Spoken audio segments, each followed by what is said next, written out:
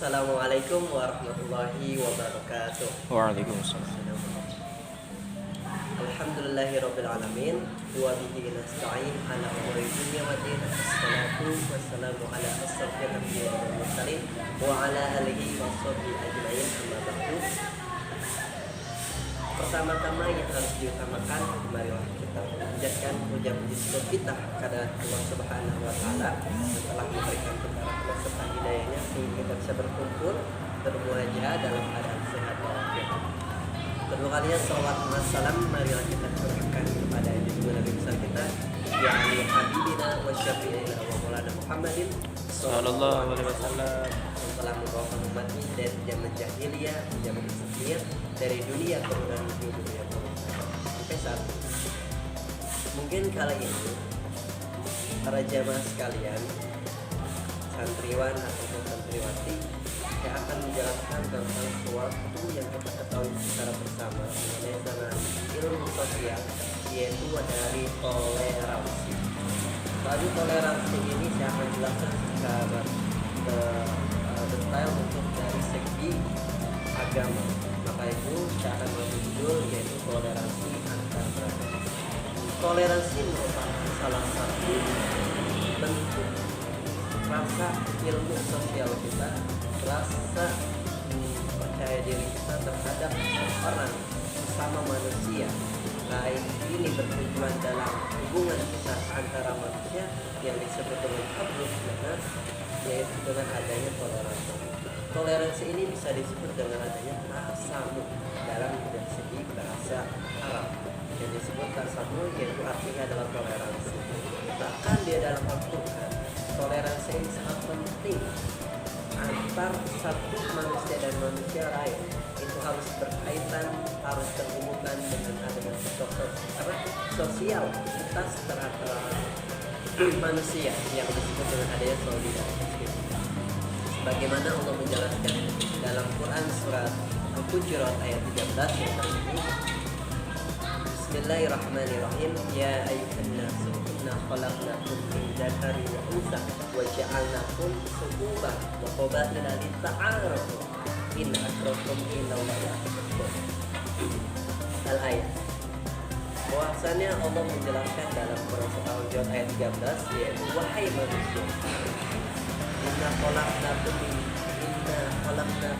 sungguhnya aku telah menciptakan manusia itu dalam suku berbangsa-bangsa. Tujuannya sebenarnya kita ada untuk saling mengenal, saling bersosial, saling bertoleransi satu sama lain. Walaupun itu berbeda-beda suku, berbeda-beda bangsa ataupun beragama, dengan ini kaitannya dengan beragama. Tapi Indonesia apa harus kita tahu dan sama bahwasanya dengan adanya suatu toleransi antar agama itu harus adanya penyekat. Penyekatnya adalah harus ada batas untuk bisa kita harus memperbatasi bahwasanya boleh kita bersosial, boleh kita beragama, tapi agama itu berbeda. Jangan sampai kita mengatakan bahwasannya agama itu sama. Tidak, agama itu beda. Bahwasannya agama kita beda, kaidah dan tidak kita pun berbeda dengan agama lain. Akhirnya kita bersama, yang kita bersama adalah asyhadu an la ilaha illallah wa asyhadu anna muhammadar rasulullah, ataupun agama lain punya keyakinan sendiri.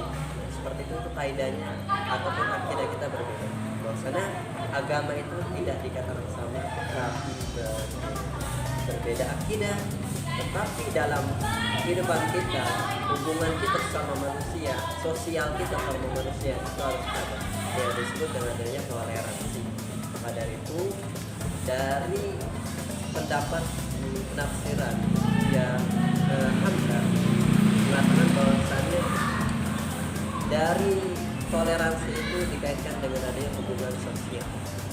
Tetapi ada Said untuk menjelaskan hubungan toleransi itu bisa dikatakan dari segi dengan adanya hubungan antar agama, berbeda-beda agama.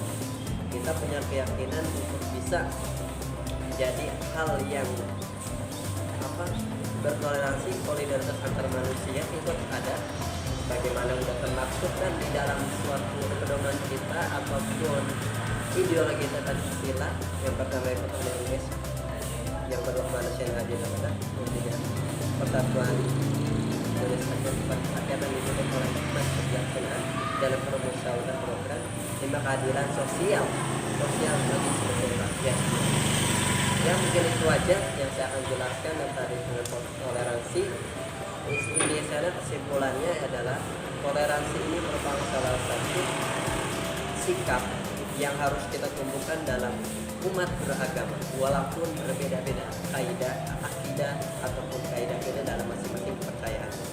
Apapun dari agama Islam berbeda kaidah juga, agama Kristen, Hindu, Buddha, boleh kita bertoleransi, tetapi agama tidak harus adanya mencampur antara agama itu tidak dikatakan sama agama berbeda. Agamamu lakum dinukum waliya. Paham tum? Demikian penjelasan kali ini. Jika ada kesalahan mohon dimaafkan. Assalamualaikum warahmatullahi wabarakatuh. Waalaikumsalam. Bismillahirrahmanirrahim. Assalamualaikum warahmatullahi wabarakatuh. Alhamdulillahilladzi hadana bi'abdihil muhtari man da'ana ilaihi bi'ilmi wa qadnadan. Allahumma fasholli wa sallim ala sayyidina Muhammadin nuril kasari wa madadil kajari wa ijma'li bihi fi kulli atwari wa ala alihi wa sahbihi ya nur. Segala puji bagi Allah yang mana Allah telah memberikan banyak beribu-ribu nikmat, dari nikmat Islam, nikmat iman hingga nikmat sehat walafiat. Salawat serta salam tak lupa kita haturkan kepada junjungan alam sang Nabi yang rela tidur di pelepah kurma, Habibina wa syafi'ina wa maulana Muhammadin sallallahu alaihi wasallam, yang mana beliau telah membawa kita dari zamannya gelap gulita hingga zamannya terang benderang, dari zamannya jahiliyah hingga zamannya mahiriyah seperti sekarang ini. Baik, di kesempatan kali ini saya sebagai pemateri akan menjelaskan, akan memberikan sebuah materi, akan memberikan sebuah sedikit materi yang insya Allah bermanfaat bagi kita semua. Baik, berbicara tentang toleransi. Toleransi istilah bahasa Arab itu adalah tasamuh atau as-samahah, adalah konsep modern untuk menggambarkan sikap saling menghormati dan saling bekerja sama di antara kelompok-kelompok masyarakat yang berbeda, baik secara etnis, bahasa, budaya, politik maupun agama. Dalam konteks toleransi antar umat beragama, Islam memiliki konsep yang sangat luas, yang sangat jelas. Tidak ada paksaan. Dalam ayat dijelaskan tidak ada paksaan dalam agama. Bagi kalian agama kalian dan bagi kami agama kami adalah contoh populer dari toleransi dalam Islam. Selain ayat-ayat di atas banyak ayat lain yang tersebar di berbagai surah. Contoh di dalam surat Al-Kafirun yang berbunyi Bismillahirrahmanirrahim. Qul ya ayyuhal kafiruna la a'budu ma ta'buduna wa la ana 'abidun ma 'abadtum wa la antum 'abiduna ma a'bud lakum dinukum waliyadin. Juga sejumlah hadis dan praktik toleransi dalam sejarah Islam. Menurut ajaran Islam, toleransi bukan saja terhadap sesama manusia, tapi juga terhadap alam semesta, binatang dan lingkungan hidup. Toleransi ini wajib kita lakukan, wajib kita taati di dalam negeri ini atau di seluruh dunia dimanapun. Karena jika tidak ada toleransi, maka dunia ini atau di negara kita tidak ada toleransi darah kita, maka akan terjadi yang namanya kehancuran atau apa namanya perpecahan di dalam daerah tersebut. Maka wajib kita ada sebuah toleransi dalam diri kita. Di dalam ayat lain disebutkan dalam Al-Quran firman Allah yang artinya, dan jikalau Tuhanmu menghendaki, tentulah beriman semua orang yang di muka bumi seluruhnya. Maka apakah kamu hendak memaksa manusia supaya mereka menjadi orang-orang yang beriman semuanya? Di bagian lain Allah mengingatkan yang artinya, sesungguhnya ini adalah umatmu semua, wahai para rasul, yaitu umat yang tunggal, dan aku adalah Tuhanmu, maka sembahlah olehmu sekalian akan. Ayat ini menegaskan bahwa pada dasarnya umat manusia itu tunggal, tapi kemudian mereka berpencar memiliki keyakinannya masing-masing. Ini mengartikulasikan bahwa Islam memahami pilihan keyakinan mereka, sekalipun Islam juga menjelaskan sesungguhnya telah jelas antara yang benar dan yang batil. Selanjutnya di surah Yunus Allah menandaskan lagi yang artinya, katakan olehmu ya Muhammad, wahai ahli kitab, marilah menuju ke titik pertemuan. Kalimat dalam kurung kalimatun sawa atau common values antara kami dan kamu, yaitu bahwa aku tidak menyembah selain Allah dan tidak pula memperserikatkannya pada apapun, dan bahwa sebagian dari kita tidak mengangkat sebagian yang lain sebagai Tuhan-Tuhan selain Allah. Ayat ini mengajak umat beragama, terutama Yahudi, Kristiani, dan Islam, menekankan persamaan dan menghindari perbedaan demi merengkuh rasa saling menghargai dan menghormati.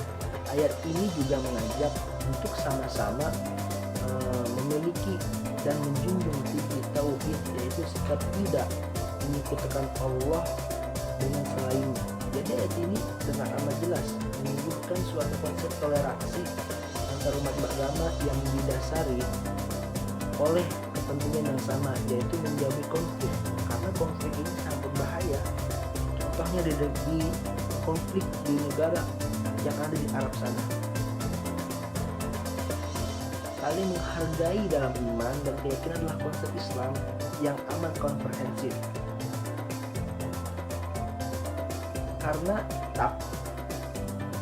konsekuensi dari prinsip ini adalah lahirnya spirit takwa dalam beragama, karena takwa kepada Allah memberikan rasa persaudaraan universal di antara umat manusia. Abu Ju'la dengan amat mengemukakan al-khalqu kulluhum iyalullahi fa'abuhum ilahi anfa'uhum la iyalihi. Semua makhluk adalah tanggungan Allah, dan yang paling dicintainya adalah yang paling bermanfaat bagi sesama tanggungannya. Selain itu hadis Nabi juga terdapat juga di dalam hadis Nabi, irhamu man fil ardi yarhamukum man fis sama. Sayangilah orang yang ada di bumi, maka akan sayang pula mereka yang di langit kepadamu. Baik, mungkin sampai di sini penjelasan akan sebuah toleransi antar umat beragama. Kesimpulan yang dapat diambil bahwa kita sebagai manusia yang wajib ada yang memiliki itu toleransi, karena toleransi itu wajib dilakukan. Jika tidak ada toleransi dalam beragama, maka akan hancur atau akan ada perpecahan, akan ada sebuah perpecahan. Mungkin sampai di sini. Bila ada kata-kata yang salah, bila ada sesuatu yang salah, itu datang dari diri sendiri, dan bila ada yang benar, itu datangnya dari Allah Subhanahu wa Ta'ala. Billahi taufiq wal hidayah waridho wal inayah. Assalamualaikum warahmatullahi wabarakatuh. Bismillahirrahmanirrahim. Assalamualaikum warahmatullahi wabarakatuh. Innal hamdalillah nahmaduhu wa nasta'inuhu wa nastaghfiruh wa na'udzu billahi min syururi anfusina wa min sayyiati a'malina may yahdihillahu fala mudhillalah wa may yudlil fala hadiyalah. Rabbi shrah li sadri wa yassir li amri wahlul 'uqdatam min lisani yafqahu qawli. Amma ba'd. A'udzu billahi minasy syaithanir rajim. Bismillahirrahmanirrahim. Yarfa'illahu alladhina amanu minkum walladhina utul ilma darajat wallahu bima ta'maluna khabir. Sadaqallahu. Qala Rasulullah sallallahu alaihi wasallam, talabul ilmi fariidatun 'ala kulli muslimin wa muslimatin. Jadi, baiklah, pertama-tama yang paling utama, marilah kita panjatkan rasa syukur kita kehadirat Allah Subhanahu wa taala yang telah pernah memberikan kita beribu-ribu nikmat, dari nikmat iman, Islam, serta sehat walafiat. Sehat untuk melaksanakan perintah-perintah dan meningkatkan takwa Allah Subhanahu wa taala. Selanjutnya, semoga salawat beserta salam akan terus tercurahkan kepada baginda Nabi besar Muhammad sallallahu alaihi wasallam, pada para sahabatnya dan tabi'innya serta segala umatnya. Amin amin ya rabbal alamin. Baiklah, di kesempatan kali ini saya akan berbicara tentang akhlak seorang pemimpin. Cukup diketahui bahwasanya pemimpin itu seseorang yang akan mengatur dirinya maupun seorang kelompok untuk mencapai sebuah tujuan. Oleh sebab itu, maka seorang ini yang akan memimpin diwajibkan mempunyai akhlak yang mulia, akhlak terpuji. Bahwasanya Nabi besar Muhammad sallallahu alaihi wasallam, Allahumma shalli wa sallim wa barik alaihi, diutus di bumi ini untuk menyempurnakan akhlak. Hadis, innamal bu'istu liutammima makarimal akhlak. Saya, yang artinya saya Nabi Muhammad, saya atau seorang Nabi Muhammad diutus di muka bumi ini hanya untuk menyempurnakan akhlak. Maka dari itu, seorang pemimpin wajib mempunyai akhlak mulia. Seorang pemimpin bukan hanya untuk mengatur sewaktu kaum, bahwasanya seorang pemimpin itu dari diri masing-masing sendiri untuk memimpin dirinya untuk mendapatkan suatu tujuan. Diri pribadi saya bisa mengatur untuk melaksanakan sesuatu agar terlindungi dari hal-hal yang tidak baik. Maka dari itu, pemimpin harus mempunyai akhlak, dan kita berpatokan kepada Rasulullah SAW, bahwasanya ada yang namanya akhlak wajib bagi Rasulullah. Yang pertama yaitu sidik, amanah, tabligh, fatonah. Sidik yang berarti jujur. Mengapa? Karena Rasulullah harus mempunyai sifat jujur. Oleh sebab itu, kita sebagai umatnya, yuk melaksanakan kejujuran. Dari sifat jujur ini, kita melatih untuk melaksanakan sesuatu dengan hal baik-baik. Tidak ada berbohong, tidak ada dusta, semuanya. Yang kedua yaitu amanah. Amanah ini dapat dipercaya. Pasti jika seseorang sudah melaksanakan amanah, bahwasanya dia pasti melaksanakan apa yang dia dapat tanggung jawabkan. Dia terus sampaikan. Yang ketiga yaitu tablik. Tablik yang artinya menyampaikan. Jika seorang pemimpin mendapatkan sesuatu, mendapatkan wahyu, tapi yang bukan hanya untuk dirinya, tapi kita menyampaikan ke orang-orang lain agar lebih mengetahui mereka. Yang terakhir, patona. Patona adalah sifat kecerdasan. Walaupun kita manusia di zaman sekarang rata-rata kecerdasannya dalam batas maksimum, maka sebab itu kita harus terus berlatih karena perintah yang pertama dalam kehidupan ini adalah Iqra bismi rabbikal ladzi khalaq. Iqra dan Iqra, membaca dan melatih kita untuk mengasah pengetahuan kita. Maka dari itu, yuk kita pimpin diri kita masing-masing untuk menjalankan suatu kebaikan dalam suatu proses. Baiklah, cukup sekian pada kesempatan kali ini. Kurang lebihnya mohon maaf. Billahi taufiq wal hidayah. Wal akhir, assalamualaikum warahmatullahi wabarakatuh.